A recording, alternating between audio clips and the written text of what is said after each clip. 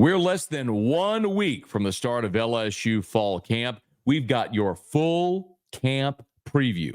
Don't you move. It's Locked on LSU. Let's go.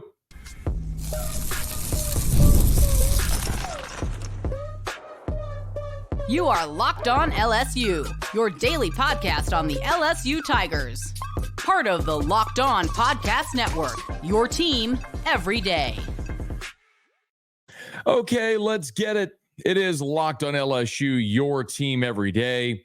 I'm your host, Matt Moscona. Thrilled to have you aboard with us here. Thanks for making us your first listen every single day.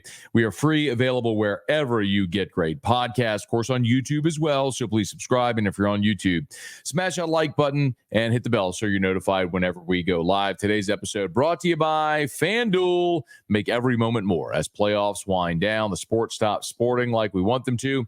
But this summer, FanDuel is hooking up all customers with a boost or a bonus daily. That's right. There's something for everyone every day, all summer long. Visit FanDuel.com to get started. So this weekend is the Bayou Splash out at LSU. Giant recruiting weekend. On yesterday's episode, if you missed it, we talked about LSU baseball. Preseason, way too early, number one in the country. There's a lot of ground we could cover. You got media days going on for the Big Ten. Of course, LSU plays 2 Big Ten teams this year with USC, UCLA. And we could certainly cover a lot of ground about the new NCAA rules and scholarship limits being expanded, but we'll have plenty of time for all that. I figured on this day, especially going into the weekend, and next week, fall camp starting for LSU, scheduled to start on Thursday. We haven't done a full fall camp preview yet, so I figured let's take the episode today and tell you everything you need to know about this LSU football team heading into fall. So we'll just take it. Offense, defense, special teams here in our 3 segments today. So let's get going. I want to start with offense, and we'll talk about, of course, what you lost and what you have coming back and who to watch. It's impossible to start anywhere else other than at quarterback with Jayden Daniels. Jayden Daniels had one of the most magnificent seasons we've ever seen in the history of college football. He threw for over 3,800 yards, 40 touchdowns, and just 4 interceptions. And if that wasn't enough, he also ran for 1,100 yards, averaged nearly 8.5 yards per carry. Jayden Daniels was the epitome of consistency, of efficiency, of production. He was a worthy winner of the Heisman Trophy, and you have to replace all of that production. But of course, that's only part of it, because you're also losing Malik Nabers and Brian Thomas, both of whom were over 1,000 yards a year ago. That hadn't been done since we saw, of course, Jamar Chase and Justin Jefferson do it. Prior to that, it was Odell Beckham and Jarvis Landry. That's elite company. Nabers had over 1,500 yards. Brian Thomas just shy of 1,200 yards. Nabers 14 touchdowns. Brian Thomas 17 touchdowns. And if that wasn't enough, not only did you lose your leading rusher, which was a quarterback in Jayden Daniels, you also lost your leading running back in Logan Diggs. Logan Diggs last year averaged 5.5 yards per carry. He was very good. In limited action, obviously, as LSU didn't really have a true bell cow, but Diggs had 119 rushing attempts. The next highest number of rushing attempts among running backs was Josh Williams at 55. So Logan Diggs had more than double the amount of carries that Josh Williams had. And again, Diggs averaged 5.5 yards per attempt. So you're losing all of your production from that offense a year ago, which was the number 1 offense in the country, both scoring and total offense. And you're also losing Charles Turner, your 5th-year senior center, who's now off to the NFL. When you look at what returns for LSU, look, we can talk about Nussmeier. And Nussmeier, I think, is going to be really good. He played in 7 games a year ago, but he only had 78 passing attempts, threw for just under 600 yards. Now, keep in mind, a lot of that was in the bowl game. And we can talk about a lot of other guys that we're excited about. I just mentioned Josh Williams, and we can talk about John Emery coming back as well. But when we're talking about starters and your most productive players, you lost them all. The best thing you have going for you is you do return 4 starting offensive linemen, bookend tackles, and Will Campbell and Emory Jones that are likely to be first-round picks. Miles Frazier, a fifth-year senior who has started his entire career, was a freshman All-America at FIU. And then, obviously, Garrett Dellinger, who has been a starter ever since he showed up here on campus at LSU, a four-year starter. So that anchor of an offensive line gives you a tremendous amount of confidence. You also return Mason Taylor, who a year ago spent a bulk of the season injured. But Mason Taylor still had 36 catches for 348 yards. As a matter of fact, by yardage, he was your fourth leading pass catcher after Neighbors Thomas, Kyron Lacey, and then, of course, it was Mason Taylor. And I'm just talking about your starters here. But aside from your four offensive linemen, it's Mason Taylor, Kyron Lacey. That's it as far as your starters that you return on the offensive side. Now, you should be very excited about Nussmeier and a lot of the talent around him. And the newcomers coming in, of course, DJ Chester, the sophomore, is going to be your new starting center. And you bring in two receivers in CJ Daniels and Xavion Thomas. By now, you know CJ Daniels was a 1,000-yard receiver a year ago at Liberty. And Xavion Thomas was Mississippi State's leading receiver. Now, that was the worst offense in the SEC, so the numbers won't pop. But he was a good enough player that the media voted Xavion Thomas at Media Days a week ago as first team all-purpose and third team as a returner. So the media has seen Xavion Thomas, and they are high on his prospects at LSU. I'll tell you, I think there's a couple of players to watch offensively, and I'm not going to give you the low-hanging fruit with Garrett Nussmeier, which we all know. I've talked plenty here and on a lot of platforms about Caleb Jackson. And I think he is the breakout star offensively for LSU. Maybe those who don't know LSU as well would say Kyron Lacey. And I think Kyron Lacey is going to be a 1,000-yard receiver this year. But I think we already know Kyron Lacey. Caleb Jackson a year ago had just 31 rushing attempts for 165 yards. But that came out to 5.3 yards per carry. And at times he was explosive in limited action. Can he be 150 to 200-yard rushing attempt back? If he can, that's maybe the biggest rising star in the SEC if Caleb Jackson gets 200 carries and rushes for 1,000 yards. He's the unknown that becomes a household name. I'll give you two more. And while I am very, very high on Mason Taylor and think he's going to be awesome, one of Kamorian Pimpton or Trey'Dez Green, I think, emerges this year as a real red zone threat. You have two guys there in Pimpton and Green who are 6'5" and 6'7", respectively. Long arms, great athleticism, ability to catch, and in the red zone could be guys that become a matchup nightmare. And while I don't think their total targets, total receptions are going to pop, you may talk about big moments if they become unguardable in the red zone and matchup issues. So Trey'Dez Green, the freshman from Zachary, and Kamorian Pimpton, the sophomore, I think are two other players to watch, along with Caleb Jackson coming up this year on the offense for LSU. But this offense will go as much as Garrett Nussmeier will let it. And that offensive line has to keep him upright so he can play traffic cop and distribute the football and be careful with it. If he does, this offense won't be what it was a year ago. That goes without saying. You lose the Heisman-winning quarterback and 2 first-round picks at receiver, also your starting center, and your leading rusher among running backs. You're not going to be as good as you were a year ago.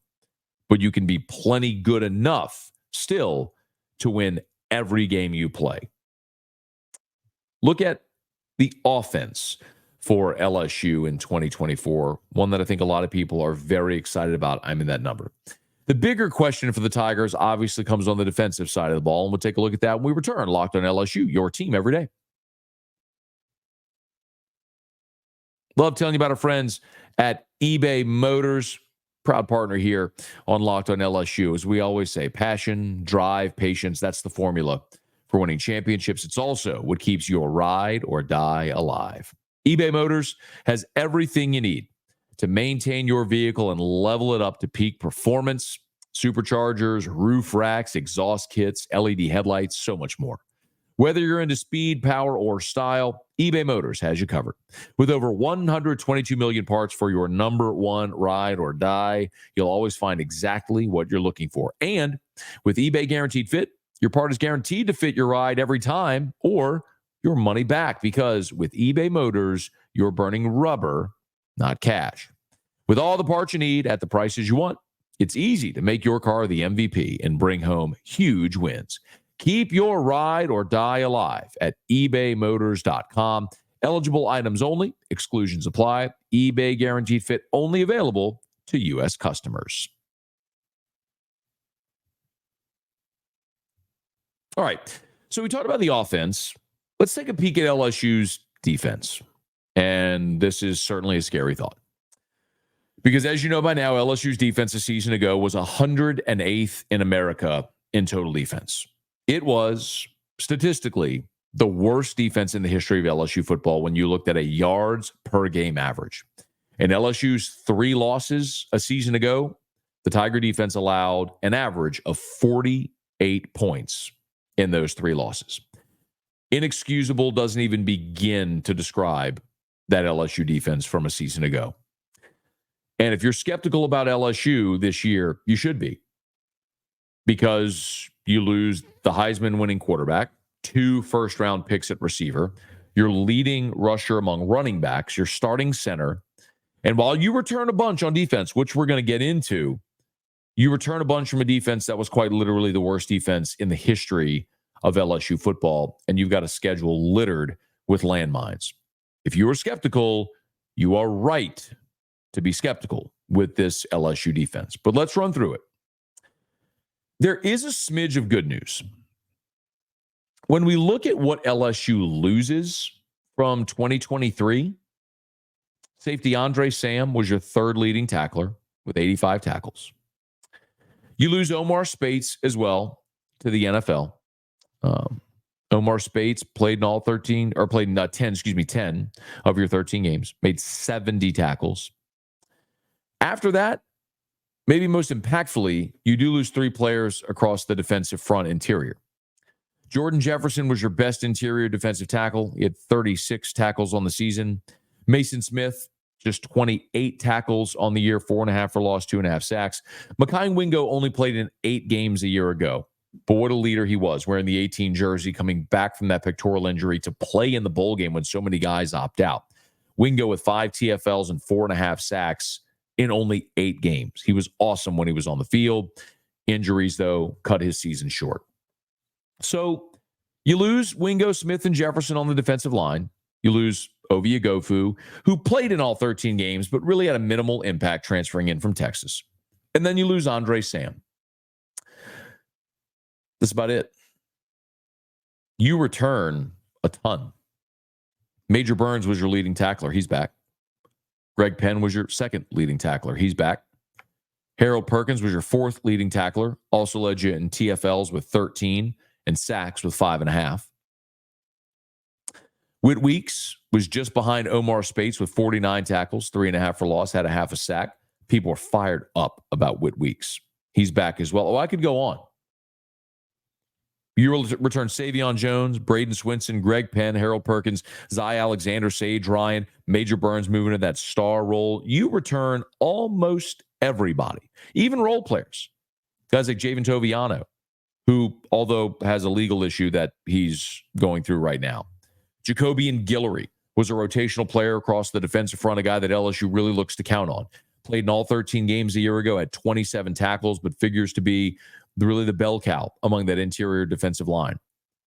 Guys like Ashton Stamps out on an island. Paris Shand, versatile defensive lineman who could play inside and out. Deshaun Womack, who is a former 5-star that everyone is very high on, his possibility to potentially be an elite edge rusher this season. Even young guys like, if you want to look at the safety position, Kylan Jackson, who played late in the season, from Zachary, who they're very high on. You return a bunch, an awful lot on that defense. The problem is you return a bunch from a defense that was quite literally the worst defense in the history of the program. So it's fair to ask, if you return everybody from a bad defense, are you really any better? Now, here's the glass half full look at LSU's defense before we even talk about the coaching staff and the new changes on how it'll look. Not only do you have Jacobian Guillory on the interior, who is a 5th-year senior, you had Gio Paez from Wisconsin, who's a 6th-year senior. You had JVR Suggs from Grand Valley State, another guy that's 22 years old. You add those guys to Savion Jones, Braden Swinson at the end. Mentioned already Paris Shand and Deshaun Womack. That defensive line all of a sudden looks really veteran and very talented. The key really is for Bo Davis and Kevin Peoples to coach them up. Had a chance to visit with Pete Jenkins, legendary defensive line coach Pete Jenkins, just a couple of weeks ago. Not on air, but Coach Pete was in Baton Rouge, and just candidly, he and I went and had lunch, and I always love when I get an opportunity to visit with Coach Pete. And Brian Kelly called Pete Jenkins after the Ole Miss debacle a year ago and asked him if he would be interested in coming to help LSU's defensive line. And one of the first things that he noticed, and he told me this, and I believe he said this on the record, is, you had a yard and a half between the defensive line and the offensive line. Coach Pete always said his rule is he wanted to be able to put a playing card between the helmets of the offensive lineman and the defensive lineman. And if you're lined up a yard and a half off the offensive lineman, that's another step to get to the quarterback. Sometimes that's the difference between impacting a throw and letting a quarterback get a clean throw off. So with Bo Davis and Kevin Peoples coaching the defensive line, I suspect they'll play better. But losing Wingo and Smith and Jefferson, you are losing the guys that were your three best physical players. So are you any better? You're certainly veteran with guys like Paez and Suggs, Guillory, Shand, Jones. You got a lot there on that defensive front to work with. How much can Bo Davis coach him up? On the second level, Harold Perkins is the gigantic question mark. And if you missed our interview with Harold Perkins at SEC Football Media Days, he said he's up to 225 pounds. When he showed up on campus, he was 210. Last year, he played at 217. Now he's up to 225. Can Harold Perkins be an every down linebacker? That's the question. They tried it a year ago after one game against Florida State, seeing him getting caught up in the wash. They moved him to that nickel Sam role, and he stayed there the rest of the year, and he was effective. Harold Perkins led your team in TFLs with 13 and had 5.5 sacks, which also led your team. He had 75 tackles, which was fourth best. Harold Perkins had a very, very productive season. 7 quarterback hurries. That was second only to Braden Swinson. 3 forced fumbles, and he had that key interception against Missouri, which really turned that game around in the first half. So Perkins was mighty impactful. The defense was just bad that it largely went unnoticed. How does Harold Perkins do on the interior? You're obviously going to see Greg Penn on the interior as well, and then both West and Whit Weeks. Blake Baker said West Weeks, the elder Weeks, the transfer in from Virginia, is the best player on the defense that nobody's talking about. He feels like he's got a 4-man rotation at linebacker. We'll see. I can even believe that LSU's front 7 is going to be better for all the reasons I just said. Got a lot of old players, a lot of veteran players that have played a lot of games. You put them in the right position, you coach them up. I'll take dudes that are 22 and 23 years old and feel like they're going to be pretty good. Maybe not great, but good. The real gigantic question comes in the secondary. Zy Alexander's coming back off a torn ACL. And I don't know what else you have. Ashton Stamps played a bunch a year ago. But again, you were really bad. Javen Toviano is currently suspended. We'll see if he's back for the season. J.K. Johnson missed all of last year with injury. Jair Brown coming in from Ohio State, but started just 1 game in 2 years up in C-Bus. P.J. Woodland could be awesome. But how good are you if you're counting on a true freshman to be an impact cornerback for you day one in the SEC? At safety is maybe where I have a little more confidence. Jordan Gilbert is a guy transferring in from Texas A&M who was a starter when he was healthy at A&M from Baton Rouge. He is athletically more gifted than Andre Sam, playing a natural position, and it also allows you potentially to bump Sage Ryan back to safety instead of playing both nickel and boundary corner, which we saw him play his first 2 years in Baton Rouge. It's a more natural position for Sage Ryan that I think is going to make him better. And then Major Burns in Blake Baker's defense is likely going to play the star role, which is more of a rover playing close to the line of scrimmage to help in run fits, which Major Burns is not great in coverage. He's much more physical defensive back that can help at the point of attack. I like Major Burns in that role. He was your leading tackler a year ago with 93 tackles. He's physical. He's unafraid of contact. You play him near the line to help against the run. He can also maybe help you in coverage against backs and tight ends, whereas he's not maybe as effective on the back end of your defense against elite SEC wide receivers. I think just having guys in their more natural spot, having more veteran players defensively, and obviously a new, simpler scheme will make LSU better. The question is, how much better? And if you want a player to watch, I mentioned some of them. Stamps, Woodland, Toviano, all are guys that could take a big leap. But I'm going to continue to tell you to watch Deshaun Spears. That's Deshaun McBride from Denham Springs. He's changed his name to Deshaun Spears. He's a guy that was a highly ranked safety. He's a true freshman, and he looks like Eric Reed did as a true freshman. I'm not telling you he's Eric Reed, not telling you he's going to be an All-American and a first-round draft pick. I'm telling you physically he looks like Eric Reed did as a freshman. And by the time you got to Alabama, back in 2010, Eric Reed was started 3 of the last 5 games. And I think Spears could be similar to that. By the time you get to November, it may be hard to keep him off the field. That's just another one to watch as LSU moves to and through this 2024 football season. Okay, we've looked at offense. We've looked at defense. A quick thumbnail on special teams as LSU's getting ready to open fall camp next here on Locked on LSU, your team every day. We're brought to you by FanDuel. I love sports, and I know you do too. I never want them to stop.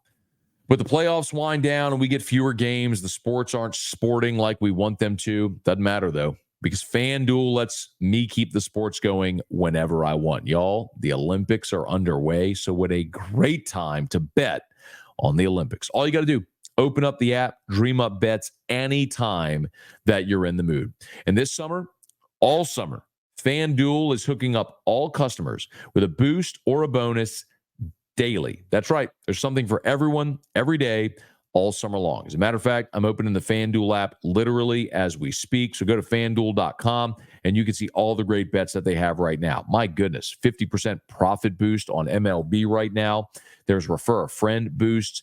I cannot recommend highly enough. If you love to sports bet, why wouldn't you take advantage of those boosts every single day? So download FanDuel. FanDuel.com, FanDuel.com. FanDuel, an official sports betting partner of Major League Baseball. Okay, we've talked offense, we've talked defense. Let's talk about the third phase, which has been a gigantic mystery during Brian Kelly's 2 years in Baton Rouge. Listen, I think the biggest mistake Brian Kelly made when he was hired was not retaining Corey Raymond. The second biggest mistake he made when he was hired was not retaining Greg McMahon.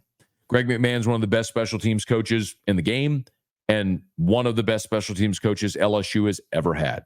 Special teams under Ed Orgeron were never even a question. Greg McMahon had it on lock.